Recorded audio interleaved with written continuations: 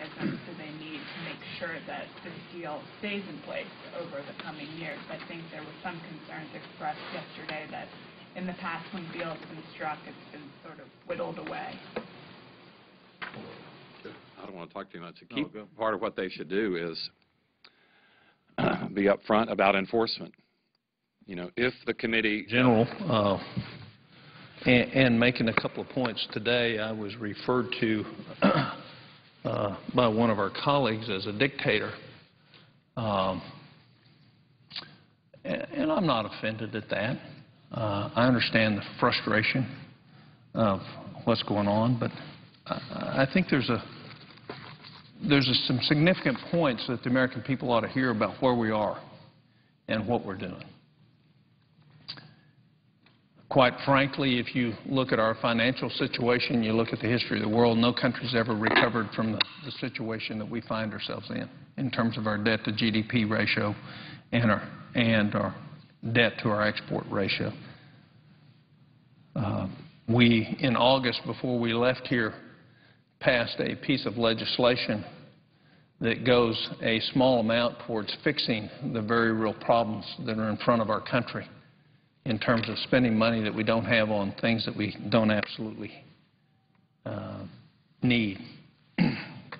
But we have before us and coming before us two different pieces of legislation. One is a shell piece of legislation with which the assumption is the majority leader will utilize it to fund supplementation for disaster relief for the many areas in our country that need that funding. And I don't think that there's not a dispute that we should be doing that. There's a dispute about how much that should be. But the greatest dispute is when we're running $1.3 and $1.4 trillion deficits. And we know we have significant waste, duplication, and fraud in the federal government, whether we ought to spend another $6 or $7 billion by borrowing, or we ought to actually reduce spending somewhere else to pay for a very much more important and proper need that the federal government has a role in. And that's the real debate. And I think we've worked a way to have appropriate amendments to try to pay for that, and we should probably go forward. There are, however, two other agencies, two other programs that are precarious in their funding. One is FAA, and we have coming to us the 22nd temporary reauthorization,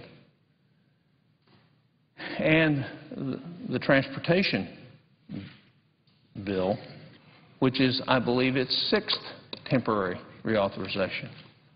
Now, there's some real questions the American people ought to be asking about why it's 22 times we temporarily reauthorized for a short period of time the FAA, and why now we're on our 6th temporary or 5th, I may be wrong on one of those numbers, but close, temporary reauthorization. And that is because we're not prioritizing what is important for the country in terms of our legislative agenda. And we don't control that. But there are some things that the American people are interested in that we do control.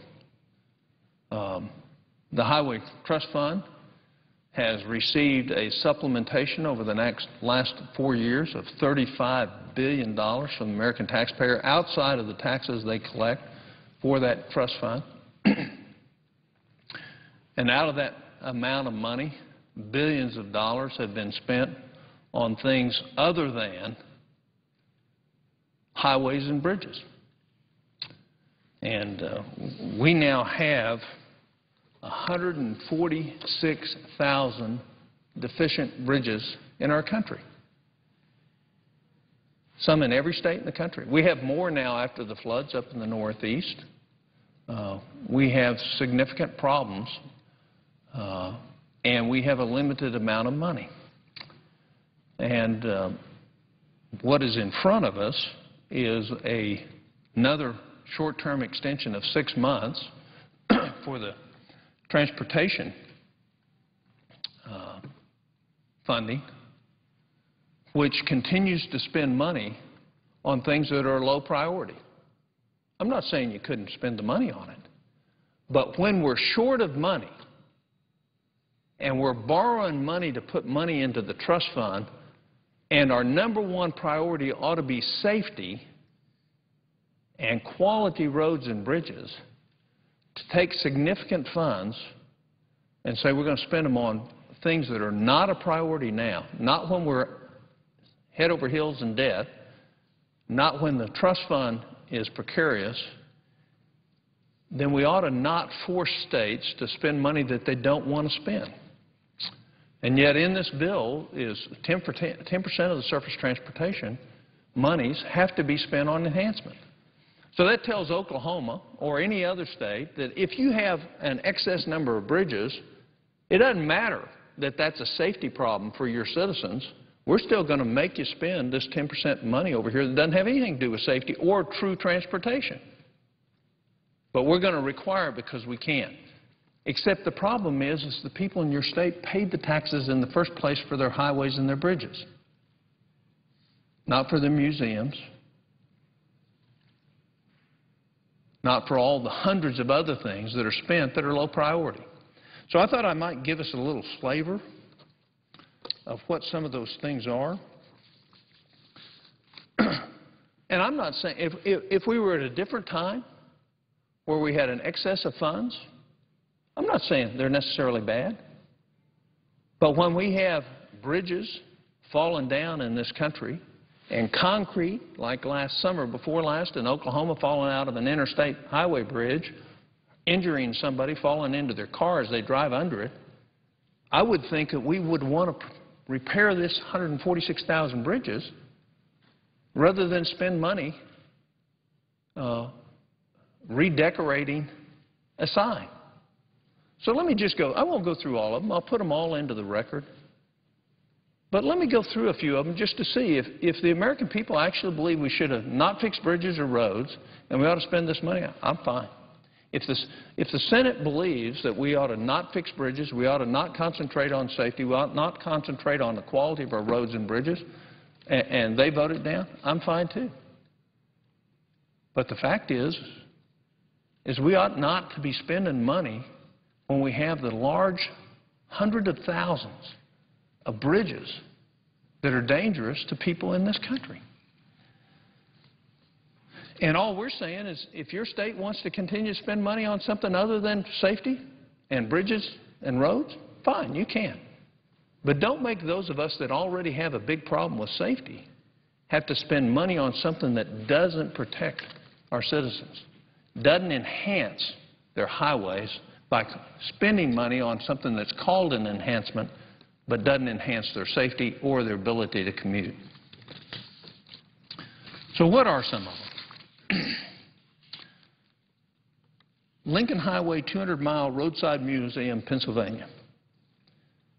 It received $300,000 enhancement funding to commemorate the historic highway along the 200-mile route. Interpretive signage, colorful repainted vintage gas pumps, engaging murals, refurbishing a large coffee pot. Notably, Pennsylvania ranks #1 in the country in terms of bridge deficiency levels.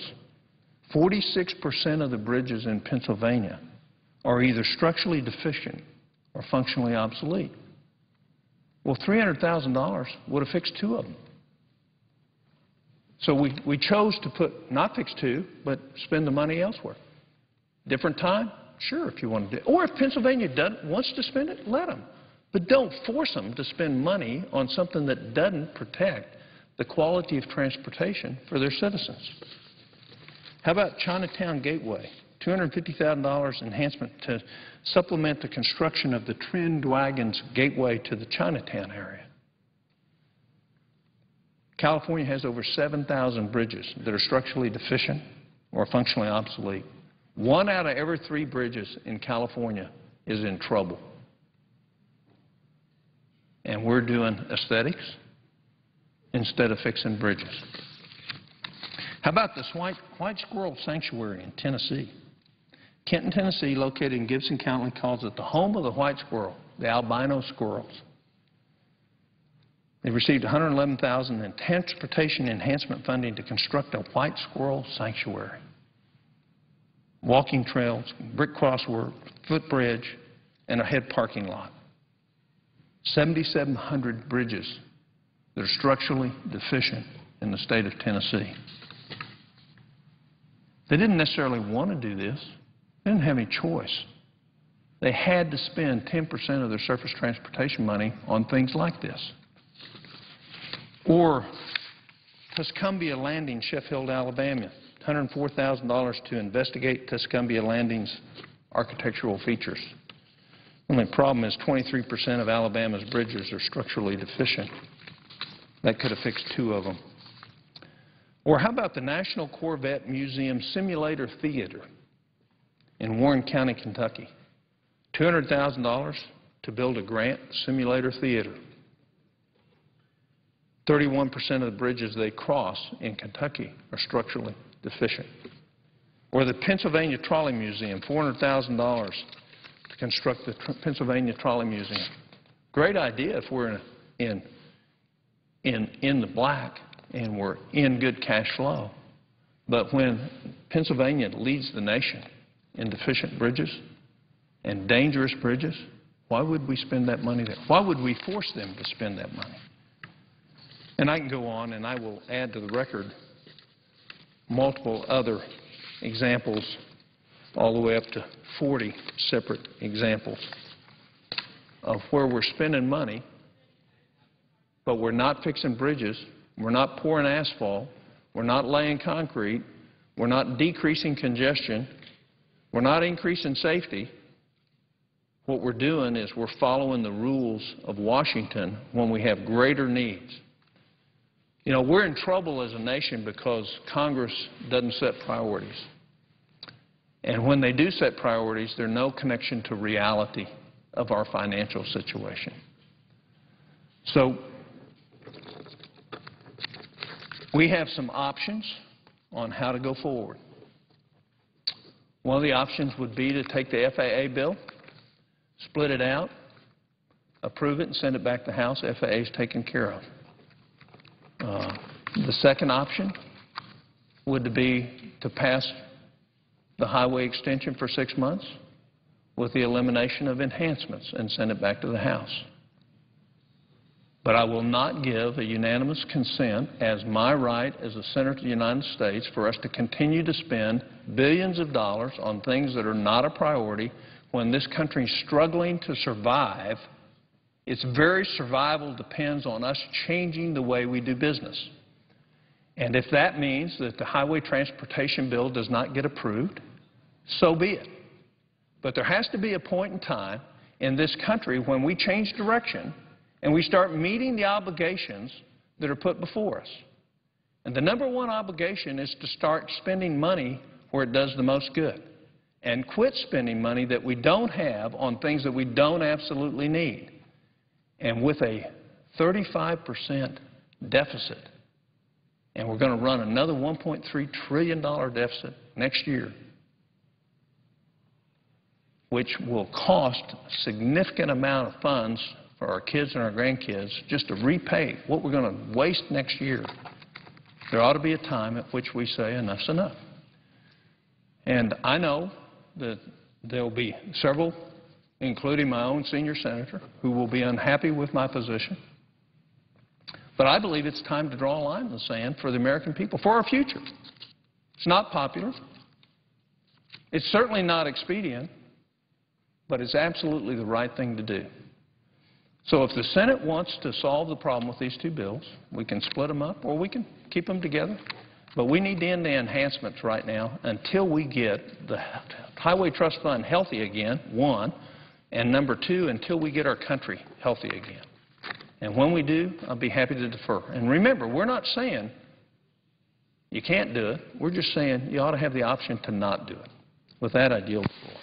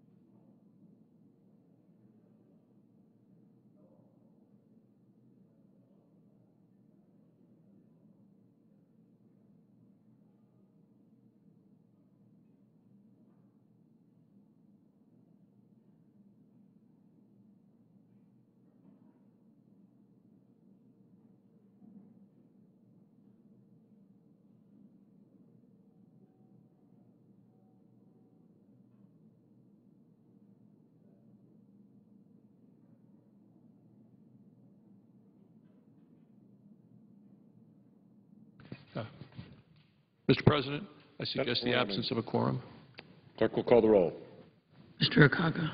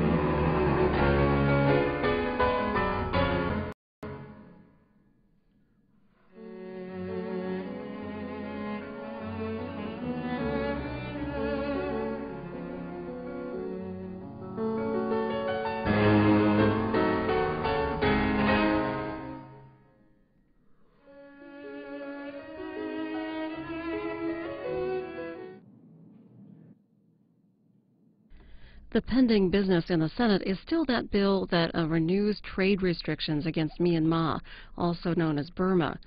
But also expected soon here in the Senate, legislation that has already passed the House to extend programs and funding for the Federal Aviation Administration, along with some surface transportation provisions.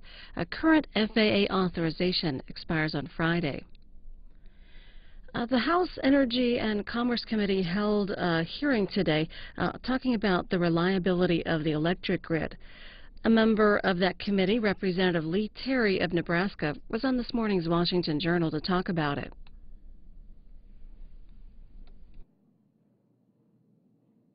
Lee Terry, Republican of Nebraska, and member of the Energy and Commerce Committee.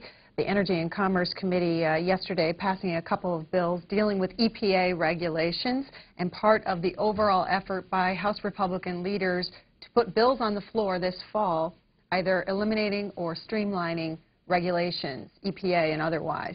I want to show our viewers what Roll Call had to say about one of them this morning. Here's their headline: Cement Suddenly a Sexy Issue. Republican lawmakers tout industry and fight against regulations. What was the regulation? Why do Republicans think it's a bad one? Well, it moves the goalposts on emissions for cement manufacturers, making the concrete to literally pave our infrastructure. And so when you raise the price or you put new regulations on top of the old ones, it's going to increase the price. It's going to close down some of the cement manufacturers at a time when even Republicans, Democrats, and the President, we all agree we need to improve our infrastructure. So it seems odd to us that we're going to double the price, have to import cement from China to be able to meet our infrastructure needs. So all we're asking for is what the EPA originally asked for, was a 15-month delay. Let's review these rules. Let's make sure that they're achievable, because the standards they're putting out right now just aren't even achievable for the cement manufacturers. That's why so many of them will just shut down. Have you heard? I mean, what are the job numbers?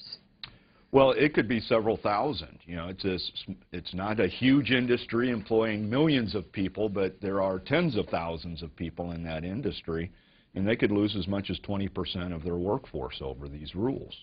There's some other rules that the Republicans are looking at. Cross-state air pollution rule. Yeah. What is it, and what would you like done on it? Well, this is one of the multiple rules that really are focused on coal electrical generation, which the majority of our electricity is generated from coal. And so when you have multiple rules, the one that CSAPR, the cross-state rule, is when your emissions float across state lines. And so it gives another area for EPA to come in and regulate those emissions. What does it say about the electrical grid, though? Well, that's the big question, and that's the hearing that we have today, because there's been 14 studies done, including the EPA and FERC, who's going to be in front of our committee, that says anywhere from 25% up to 50% of coal-fired plants will have to be shut down with no plan to replace those megawatts. So that means you have to rely on your transmissions, your transmission lines, and we don't have any knowledge, no study of the reliability of that. Can you wheel new electricity into that area? Can you rely on that? Those are unanswered questions, but yet the rules are, could be in place in a matter of weeks. What are some of the other EPA regulations that Republicans are eyeing? Well, they're all focused on the electrical generation right now, at least in our committee, and there's 4 other rules besides the CSAPR rule. One is on the boilers, the utility MAC, that again looks at the emissions, moving the field goal further away. It's not rolling back, it's just trying to prevent deeper cuts. Coal residuals, they're trying to make the residuals from burning coal a toxic matter and changing how you dispose of it. The cooling plants want to redo the regulations for those, making it tougher.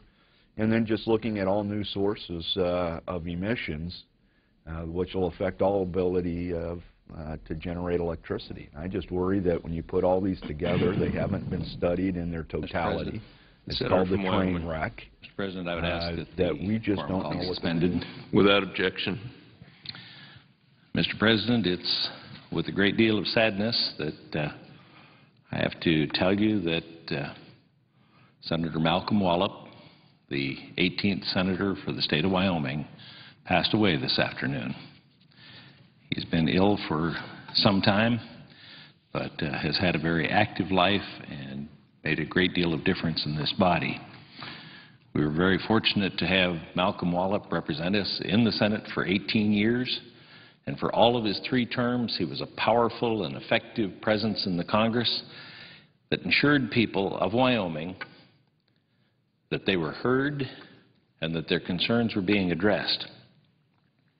Although there are many accomplishments that I could mention, and tomorrow I will probably mention quite a few more, I want to mention 2 of them today, because they were very significant efforts. The first was the establishment of the Republican Steering Committee. He and 2 other senators considered themselves to be the conservatives of the Senate and formed a special caucus that today has grown to include almost all of the Republicans. It was for smaller government and constitutional principles and spending constraints. And he stuck through those through his entire Senate career. His other accomplishment, and I can think of none that would make him more proud than the mention that he started the Congressional Awards Program. This is a program for young Americans where they can do service for their community and receive an award from Congress. Congress puts no dollars into this, which would be part of the philosophy of Malcolm Wallop, but he has helped to provide for a number of people through the years to be able to come to Washington and receive the Gold Award. It's set up so that when you do 100 hours of community service, you can get a bronze medal. When you do another 100 hours of service, you can get a silver medal, and 200 more hours of service, and you get a gold medal. And he helped to promote the community spirit and this community service that's made a huge difference to Wyoming and has spread across the nation. But, of course, we're always very proud in Wyoming that more kids from Wyoming have gotten the gold medal than from any other state. It partly has to do with his founding of it and the time and effort that he put into it and succeeding senators have. Over the years, it's served to inspire countless young Americans to believe in themselves and their ability to change the world, beginning in their own backyard. Start some good habits. Thanks to his initiative, the young people of our nation will continue to dare to do the great things in the service of their neighbors and their communities. And I can't think of a better way to have Senator Malcolm Wallop be remembered. I'd yield the floor to the other senator from Wyoming. Mr. President, I join my colleague from Wyoming, because today Wyoming and America lost an extraordinary man. U.S. Senator Malcolm Wallop was a dedicated public servant and a great legislator. He leaves a proud legacy of a Wyoming senator who solved problems and initiated great solutions. This native son set a high bar for public service, and all of Wyoming is grateful. Whether he was serving in the Army, in the Wyoming legislature, or in the United States Senate, Malcolm Wallop always stood for freedom. For decades, he worked to strengthen America's national security and to protect states' rights. His common sense and his commitment helped break down Washington's barriers to American energy development. Our nation continues to benefit from his leadership today. There will be much more to say about Malcolm in these coming days and in the weeks ahead as we seek to honor his legacy. I will miss Malcolm's friendship and his support. My wife Bobby and I send our very heartfelt condolences to his family and to his friends throughout this great country. We will continue to keep the entire Wallop family in our thoughts and in our prayers. With that, Mr. President, I yield the floor. Absence of a quorum. Clerk will call the roll. Mr. Akaka.